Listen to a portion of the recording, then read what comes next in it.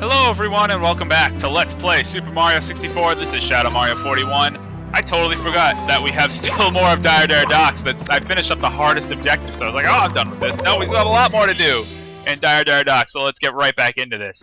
And we have Through the Jet Stream, which is actually a repeated Power Star name from Jolly Roger Bay, which we actually haven't seen yet. So I guess it doesn't count, really, but... Anyway, this is a really easy Power Star. We just have to swim over here and use the metal cap to go through the jet stream. And that's exactly why I could not do Jolly Roger Bay. Well, I could, but I wouldn't be able to get that Power Star because you need the metal cap to do the same exact thing in Jolly Roger Bay. So it's a little bit of a recycle, but it's still fun. It's still fine, so let's do it. They put a little twist on it in this level, I guess. You gotta go through some rings first to make the Power Star appear. So they tried anyway. But anyway, let's swim over here and let's see these rings. You actually have to just go through 5 of these rings. But luckily, all you have to really do, since the rings all go up, you kind of just have to sit here. And the rings will eventually just go through you. There's 1, 2, 3, 4. And what comes after 4? 5. I knew that, right? Yeah, of course I did. Alright, cool. We got a Power Star. Now we have to swim up over here and grab these lovely things. We have a metal cap and a vanish cap next to each other, which is pretty cool. So I'm going to grab just the metal cap is all I need right now. And we get Metal Mario, who's a badass. Jump in the water, and of course, Metal Mario being so heavy, you can go to the bottom and go through this really strong current. Just waltz over here and grab the Power Star. That's pretty easy. Nothing very difficult about that one. See, the rest of them actually are pretty easy. It's the pole jumping for red coins and the 100 coin star. Those are the 2 toughest things to do in Dire Docks. But anyway, let's get right back into this. Manta Ray's reward. This is really easy. Again, just swimming through rings. More rings, pretty much. This course is all about rings. It's like Superman 64. More rings. Anyway, there's the Manta Ray, and we have some rings. So we just need to swim through 5 rings in a row. There's 1, 2, 3. No, I missed. Okay, let's try that again. Oh, I missed. 1, 2, 3, 4. Yes, and nope, not 5. Okay. 1. Come on, it's not hard. 2. Rings. 4, 5. Alright, that's what I'm talking about. Now, this is what's difficult, is the Power Star will actually appear on top of that stupid vortex. So you actually have to do this. I always thought, I don't know if this is actually true, but you had to do that fast because the vortex gets stronger and stronger as time goes on. Maybe it does. Maybe it doesn't really matter. I don't know. But as a kid, I always felt like I was rushed to that one.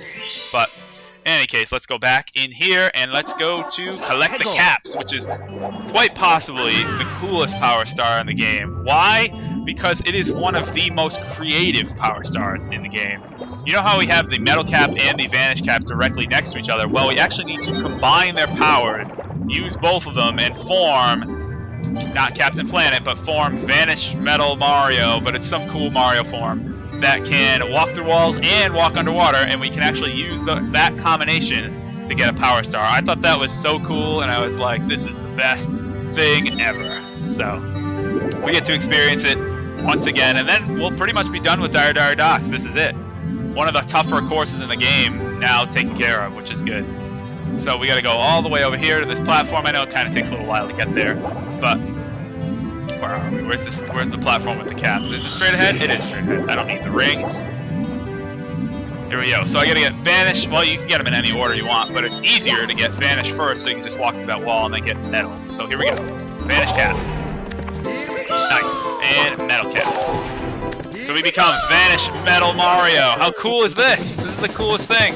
So now we can walk underwater and go straight ahead to that cage and snag the Power Star. I thought this was the coolest thing because it is the coolest thing. This is so creative. I thought it was just really ingenious. There we go, Power Star. Here we go. I remember I figured that out before my older cousins did too. So that was another reason why I love that Power Star of collecting caps. Anyway, that's it for Dire Docks. 7 Power Stars, the 100 coin star too. So let's go. Now, we have to backtrack upstairs because this key opens the door upstairs, but along the way we can go to some courses that I actually skipped along the way, and one of them is right out here. We chase this giant boo outside, We find that the castle courtyard is infested with boos. So, an easy fix for that. Just go over here, stomp on this big boo, or have him kick my ass. No, stomp on the big boo. Hey! Thank you. And flip inside this little mini course, which is Big Boo's Haunt, which is the ghost house of this game, which is absolutely awesome because ghost houses are awesome. And I was wondering, you know, from Super Mario World, would they translate a ghost house to 3D, and how would they do it? And they did it in spectacular fashion. And here we have quite possibly the most frightening thing ever, the man-eating piano. Many nightmares about that bastard. Alright, so, oh boy, I'm gonna die. Get some coins to heal up a little bit. Now I have to say, yeah, a reason I didn't do this course before is the Vanish Cap is actually a big part of this course, because it lets you walk through these walls and take a lot of shortcuts, which is nice.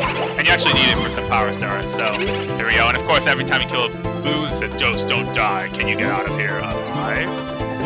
Anyway, so that's the whole thing of go on a ghost hunt. We have to find and defeat all of the boos. And there's not that many of them, actually. There's only a few, but we still have to take care of all of them. And boos can interestingly still see me, even if I have a Vanish Cap on. And I have to say, the music of this is really creepy. Going on a little bit of a tangent. What I used to do freshman, sophomore, and junior year of high school, which now that I'm living at home again, not at school, not in a dorm room, I'll actually be able to do this again, which I'm very excited for. But I actually, on every Halloween, I would actually scare, set up my house and scare little kids, not to make them cry, although I did once. That was kind of bad. But, set up to make a little scary thing, play some music, dress up, and not just be the guy who hands out candy for trick-or-treat, but something a little bit more. And now that we took care of all the boos, he's like, face the terror of the big boo. So, anyway, so what I did one year was, I have kind of like a screen door at the front door, and we punched out the screen door and just made it clear. And I wore one of those big dark cloaks and the faceless masks. And I actually played this song. I made it like a little CD. I played this song and the Luigi's Mansion song and a few other scary songs some songs from Resident Evil and things like that. And it was actually really cool. Snack the Power Star. It was a lot of fun. So the kids were like terrified. I had a strobe light going too, so the kids were like terrified. But it was this song, and it was really cool that I was able to draw from video games to make some pretty scary things. And I plan on doing that again this year. I'm very excited that I'll be able to scare kids again. It's so much fun on Halloween. That's what Halloween's all about. It's not about scaring people, but it's just about having fun. Don't be just the guy that just stands there and hands out candy. That's boring. Anyway, enough of that. I have to say, Big Boo, I think, is the most recurring boss battle in the game. You fight him 3 times? 1, 2, 3, 3 times. Yeah, 3 times. And it's the second time we actually have to fight him twice in a row. So, I mean, it kind of makes sense because ghosts don't die, like they said. So, it makes a bit of sense. But anyway, we're going to go down here, and we're going to jump into this door. And now we find this crazy, creepy little structure over here, which actually is it's weird. And it's a merry-go-round with boos all over it. So, I don't know, it's kind of strange. But it's creepy, and it's awesome. I love creepy, awesome things. And it makes you think, why do they have a merry-go-round? And as a kid, you can come up with some imaginative explanation as to why this exists, and that it's creepy, and it's awesome. So, there you go. It's pretty cool, I have to say. So once you defeat all the boos, Big Boo appears out of that painting. He's kind of pissed off, I guess, that you took out all his little minions. But he's really easy, as always. You just need to hit him 3 times in the back, and there we go. I have to say, they actually reused the merry-go-round music in, I think it's Mario Strikers Charged, or whatever it's called in Europe. It's football, Mario football game for the Wii. They actually reused that as Boo's theme song. I'm pretty sure, because Boo was a partner in that game, or a sidekick, whatever they're called.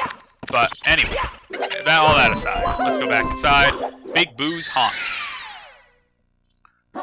Secret of the Haunted Books. We actually should be able to finish up Big Boo's Haunt. As cool as it is, well, maybe not finish it up. As cool as it is, the level is actually not that hard once you know what to do. I mean, actually not knowing what to do, it's cool because it's a sense of, again, exploration and figuring out what room goes where and what you need to do and all that. Actually, this is the wrong room. I want to go in the library, which must be this room, if it's not the other one. Nope, not that one either. Okay, it must be this one then, if it's not the other one.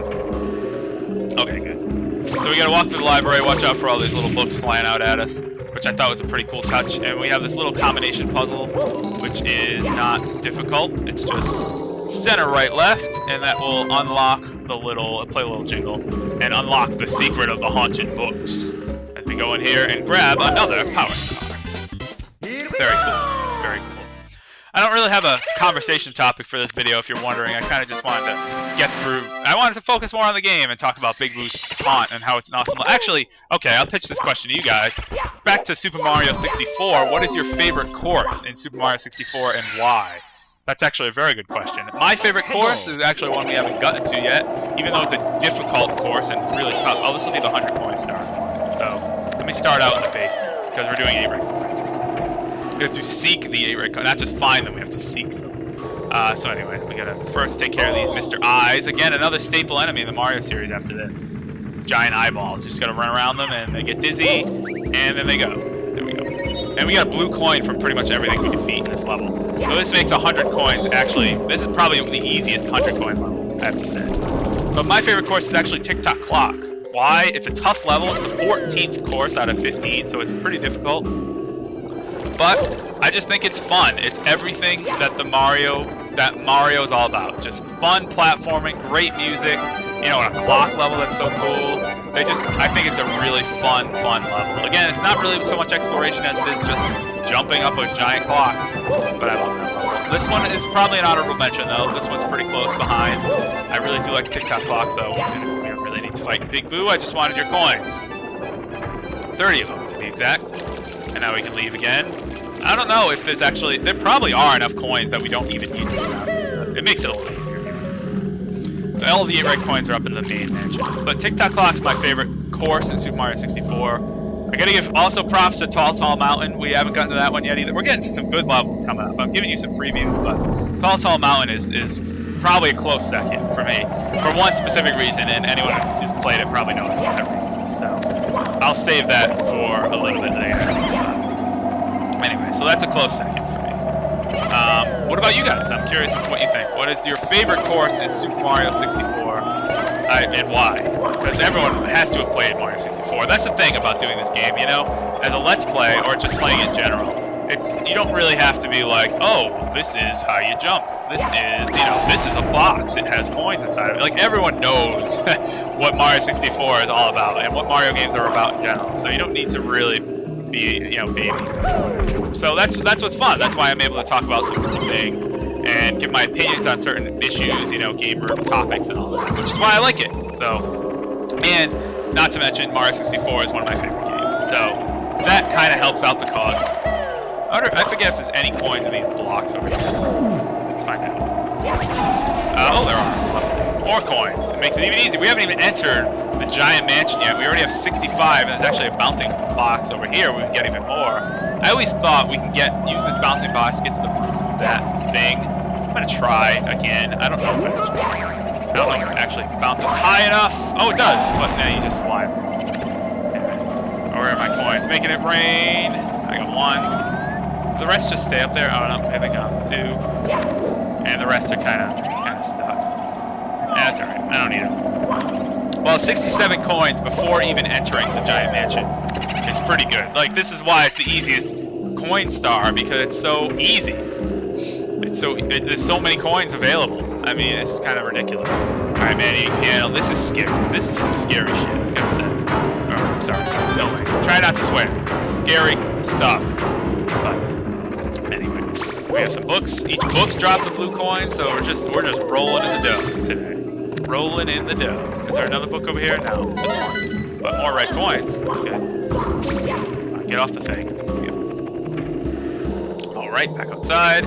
We have to go in this room. See, we get to explore every room in the mansion, though. That's a cool thing about doing the 100 coin star and the 8 red coins, is it actually forces you to kind of explore around and see what you find.